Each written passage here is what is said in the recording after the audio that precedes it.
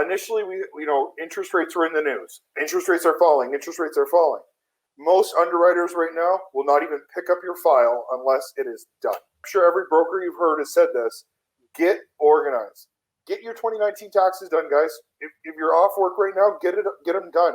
If you're not off work, get them done. Before you hire them for the job, take 2 minutes and talk to them about how they are doing. If it's, oh my God, everything is ending, do not hire that appraiser because there's some subjective opinion to this. This is definitely the time to really just be assessing everything. If you need it, take it. I'm not judging you. But if you don't need it, don't take it. Gas has never been cheaper, but I can't drive anywhere.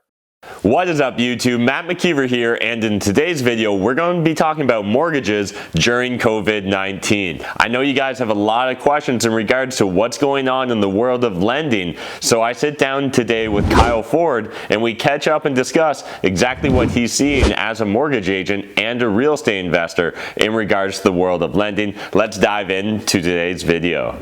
What is up, YouTube? Matt McKeever here, and I'm back with Kyle Ford. And in today's video, I'm excited because we're going to dive into what Kyle's seeing as a mortgage professional during these uncertain times with COVID-19, quarantine, social distancing, and just self-isolating. So there's a lot of drama going on right now in the market. I'm finding there's a lot of misinformation, a lot of assumptions being made. I thought, let's dial that back and get dialed into the actual data. So let's talk to someone that's an active practitioner that actually knows what's going on. So one, thank you, Kyle, for joining us. And two, what's going on in the world of lending? Thanks, Matt. I've been in the financial services industry for 7 years. Working as a mortgage agent in the last 2.5 years, and I'll tell you, the last 30 days has been the busiest, most interesting 30 days of my entire career. So I'll start with, I don't want to say good news, bad news. The good news and news. Good news is they're still lending. You can still get financing on things, but the new news on that is things have changed to some degree. So initially, interest rates were in the news. Interest rates are falling. Interest rates are falling. But most banks increase the rates. Most lenders increase the rates in the short term to protect against default risk is the analysis I was getting back on that. They were worried people couldn't make their payments. So 30 days later from all of that happening, we're starting to see them kind of normalize. Interest rates are very, very good right now. You can get some quite good interest rates. 3% and down for sure. Anything under 3% is free money in my mind. After inflation, so 3% or under. In terms of lenders, so in a lot of scenarios, and for anybody who's watching this who's gotten a mortgage before, I'm sure you're familiar with it. The mortgage broker asks you for some documents. You get a commitment back, but they want a couple more things. You didn't have your 2017 NOA. You got to show your proof that your taxes were paid in 2018, or your job letter's out of date. But you still got a commitment and the process was started. Most underwriters right now will not even pick up your file unless it is done. So I am giving people an enema right up front on their documents.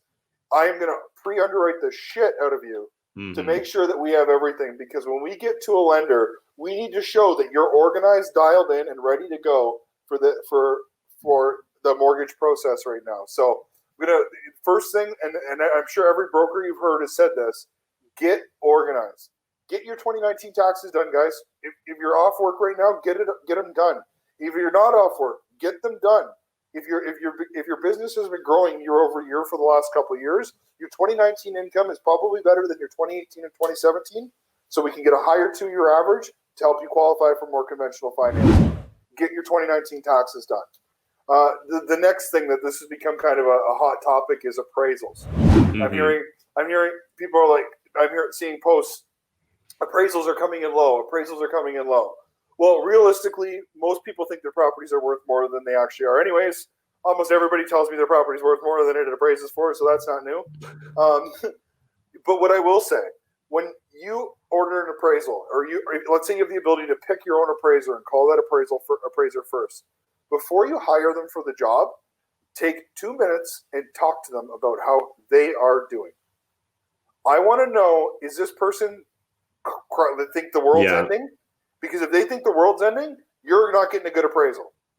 Talk to them. Are they level-headed? Are they calm? Is it Hey, yeah, everything's going good. Still busy. Yeah, properties is okay. Cool. Let's move forward. If it's, oh my God, everything is ending, do not hire that appraiser because there's some subjective opinion to this. Yes, they're Yes. certified. Yes, they have credentials, but there's some opinion. So, um, in terms of what else is going on right now, so self-employed, people who are self-employed, there's a new criteria for most lenders where we need to do, before, Matt, if you said I'm a YouTube consultant, I can put that on the application.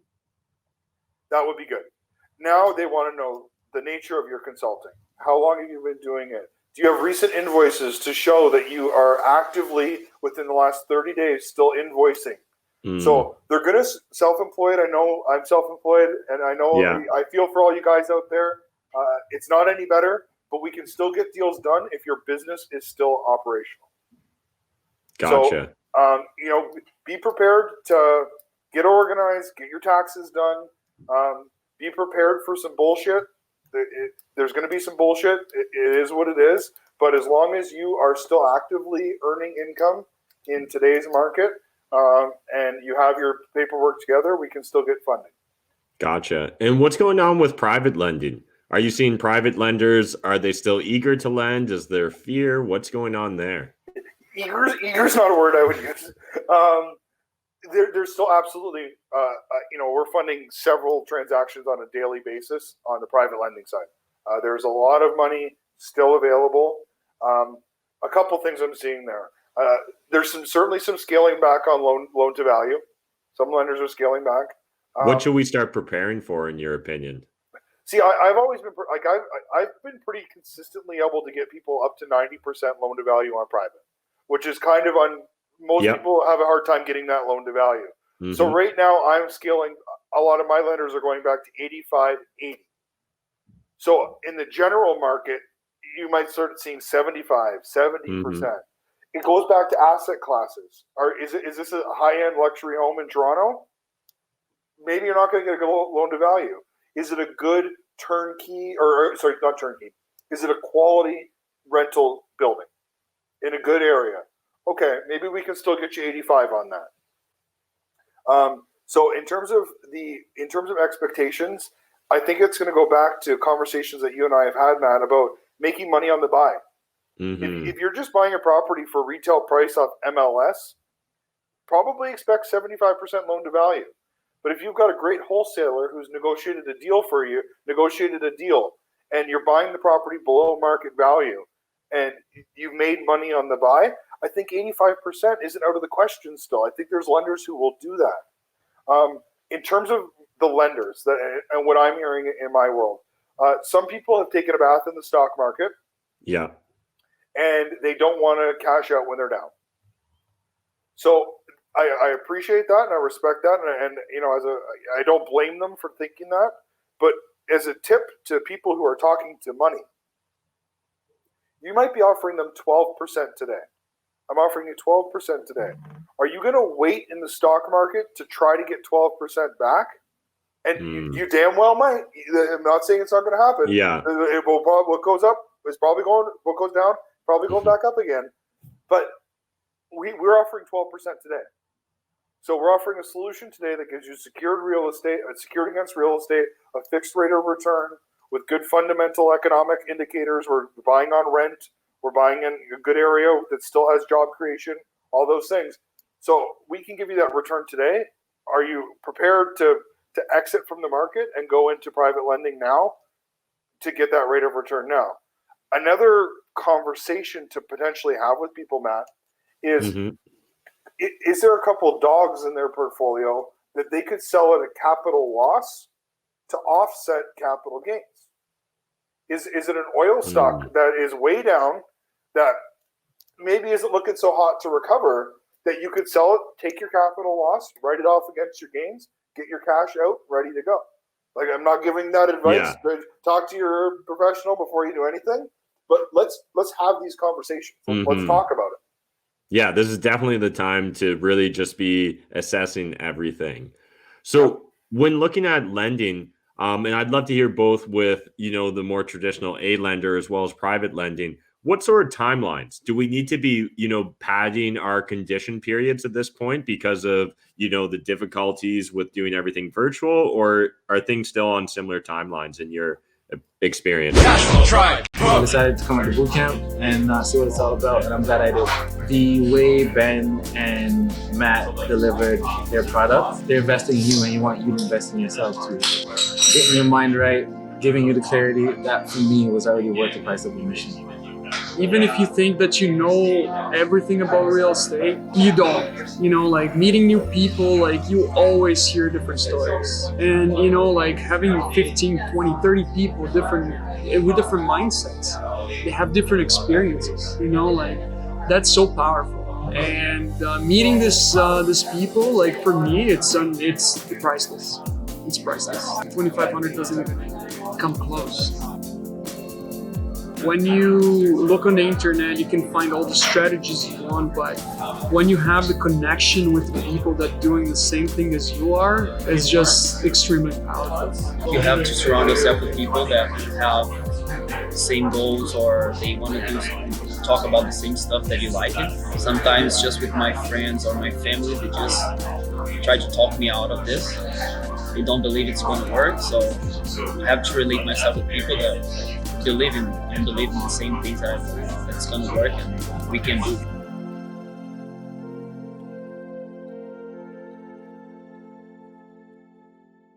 This is definitely the time to really just be assessing everything. So when looking at lending, and I'd love to hear both with, the more traditional A lender as well as private lending, what sort of timelines do we need to be, padding our condition periods at this point because of, the difficulties with doing everything virtual, or are things still on similar timelines in your experience? I'm asking for more time. I'm asking for more time. Maybe that's a little bit of, maybe that's some personal greed because I don't want to be stressed out when other people aren't. Lawyers' offices, they're shutting down a little bit earlier. They're giving their clerks every other day off. So I'm capable of funding a deal just as quickly as I always have been able to. But if my lawyers aren't working, my appraisers are delayed, the realtors can't get into their office to scan something or whatever that case may be, I'm asking for a little more time. I usually told people with private lending 2 to 3 weeks. I'm asking for 30 days right now. Give me 30 days to get this done. Because we have seen some things where somebody commits to a deal and then they panic, their friend tells them it's crazy, and then they pull shoot. So we want to make sure that we have time. And then I'm just asking for more time right now, whenever possible. That's on the private side. On A lending, it depends. It really does depend. We're getting primary residence stuff done very, very quickly. If you're buying a primary residence and you need a mortgage, that stuff seems to be going pretty well. The rental stuff is still not infinitely behind, but it's a little bit slower. So it's a little bit slower, but if you're buying a new primary res, it's pretty quick still. Okay. And what about accessing existing equity? So things like HELOCs or second mortgages, are those more difficult? Is now the time to try and get it out of fear that we might see that dry up in the future? Again, obviously no one's got a crystal ball, but we'd love to hear your perspective. I think you should always be trying to access your equity. And now more than ever, there could be some potential for some great buy opportunities coming up. So if you're organized, you got your stuff together, you're still actively employed, I think you should be trying to do that. If you're currently laid off and you're going to get hired back in 2 or 3 weeks, just wait. You don't want to apply laid off. So I would just, if you're not actively employed and you're counting on employment income to qualify for a HELOC or A-rate financing, don't submit the application while you're unemployed, which actually is going to transition to another very hot topic, mortgage deferrals and mortgage deferral. So I put a post out on this and I got a bit of flack back. Some people didn't like what I said, but in my opinion of mortgage deferrals is take what you need. If your tenants are paying on time and your income hasn't been affected by COVID, it's not a strategy to defer your mortgage. Take what you need. If your tenants can't pay because of COVID, or you've lost your job and you can't make your mortgage payment, of course, defer your mortgage. Don't let it go out. But if you're just like, I'll take some free extra cash flow, I just don't think it's a smart move, and I'll tell you why. First of all, if you do defer your mortgage, get it in writing and monitor your credit. There's going to be mistakes made where they report it as M1 or M2. So those can be fixed, but make sure you're watching to know that happens so it doesn't burn you later. The second thing, if you've deferred your mortgage before the first mortgage payment, do you think when you go back to that same lender and the credit risk manager picks up your file for your fourth rental property, they're going to be a little bit concerned that you didn't have cash reserves to make it at least a month into this? So by the letter of the law, they're saying it won't affect your credit, it won't affect your future borrowing. But I'm of the belief that if you're using the big red bank for your rental properties, and myself, I deal with one underwriter at the big red bank, one underwriter, so she knows the names. So if I've submitted this file for the fourth rental property, and 1 month in they've deferred all three of their mortgages right away, I think I'm going to get some slack back from that underwriter. So if you need to defer your mortgage, defer your mortgage. But another thing to understand, if you're in mortgage deferral, you're not getting any new mortgages. You're not getting a new mortgage. So if you're planning on, I was talking to a gentleman yesterday, and he was asking if he should defer. And then he mentioned to me that, well, I got a new mortgage closing at the end of the month. And I was like, whoa, do not defer. So. Yeah, really appreciate you sharing that perspective, because it can be difficult, especially in these unusual times, to get information on these unusual events, because like widespread mortgage deferrals just didn't exist 6 weeks ago, right? Like that wasn't something that was really even a consideration for us, where now it's a critical business decision that a lot of investors are being faced with. Yeah. Like I said, I want to stress this. If you need it, take it. Like I'm not here to judge or be all holier than now because I didn't need it in the beginning. But if you're just thinking of, hey, well, an extra $1,000 would be nice, don't bother. It's not. I'm speculating, but I think it's going to come and bite some people in the ass later. And as a whole, as investors, lenders are getting tighter and tighter on the people with multiple rental properties. So if as a investor community, we all defer mortgages now, do you think it's possible that these lenders could start to say, okay, so we have a new guideline that you must prove that you need to have $100,000 liquid cash or $200,000 liquid cash down the road for getting more lending? I'm worried it's going to have an impact on us as a whole later from people abusing it. So I guess that's my perspective, and I just want to be clear for like the fifth time. If you need it, take it. I'm not judging you, but if you don't need it, don't take it. Yeah, love it. And as far as liquidity practices, are you seeing a lot of your clients changing their behavior, or are you personally changing your behavior? Are you keeping greater cash reserves, or anything you want to share on that perspective? Well, I can't do it. I can't spend money if I wanted to. What are we supposed to do, right? Yeah, 100%. Just being cautious. I mean, like I said, well, I shouldn't say this, but gas has never been cheaper, but I can't drive anywhere. So, yeah. By result of that, I'm just saving more money because I can't spend it going out. But we're anywhere on our properties. If there was a project that we were going to do that's not necessary, we're not going to spend the money right now. And technically, we can't start construction on that anyway. So we're not spending that money now. Personally, my fiance and I we've scaled back our spending. We're just holding on to our cash right now. Like I said, I think there could be a buy opportunity coming up. There's a lot of uncertainty. I don't know how long the government will keep things shut down. So we're just holding on to the cash right now, watching our spending. I think I lost a little bit of weight from not eating so much shawarma on the go, but yeah. Awesome. Yeah, appreciate that perspective. So before we wrap this up, anything else that you'd like to talk to or mention to the audience in regards to either lending or investing in real estate currently? So what I want to say is, around the private lending specifically, is if you're looking for money right now, get your shit together. A couple of weeks ago, you could if you had 80% loan to value on a decent property, you can get the money. Mm-hmm. The lenders are, first of all, the cash is king thing going. The lenders are they're scrutinizing your deals more. They're looking at it. So if you're looking for money, have what do you need? How much do you need? How long do you need it for? What's the security? What's the exit strategy? I'm having a lot of people right now saying, I need private money. And I ask them, what's your plan about the construction? You're not allowed to start construction. Well, I don't have a plan. X. Yeah. I need to go to my lender and put my name on the line and say, hey, this guy's a good borrower. He's going to make your money back. What's his plan for construction? Well, he doesn't have one. He thinks he's just going to break the law and go do it. Now, I'm not, once again, not judging people if that's what they want to do, but tell me a plan. Hey, we've accounted for an extra 2 months in our timeline, assuming that we can't start construction.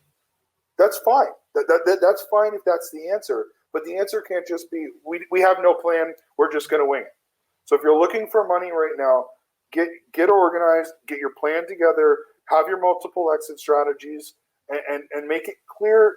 And it's okay if there's flaws in your deal.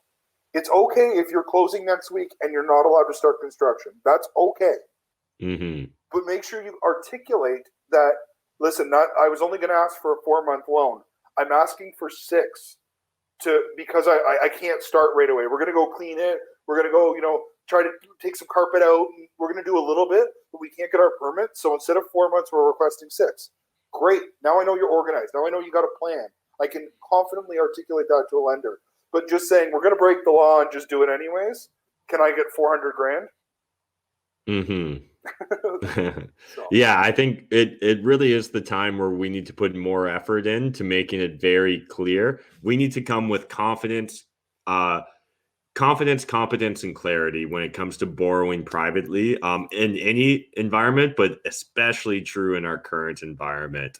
Really appreciate you talking to us about lending and just what's going on with mortgages, Kyle. If people want to reach out, what's the best way, again, contact? Best way, email me. It's Kyle, Kyle, at BREMAC, BREMAC, realestate.com. Kyle at BREMACrealestate.com. Awesome. Thanks again, Kyle. We'll throw a link in the video description down below for anyone that wants to get in contact with Kyle, and we'll see you guys in the next video. Thanks, Matt. Thanks, Kyle.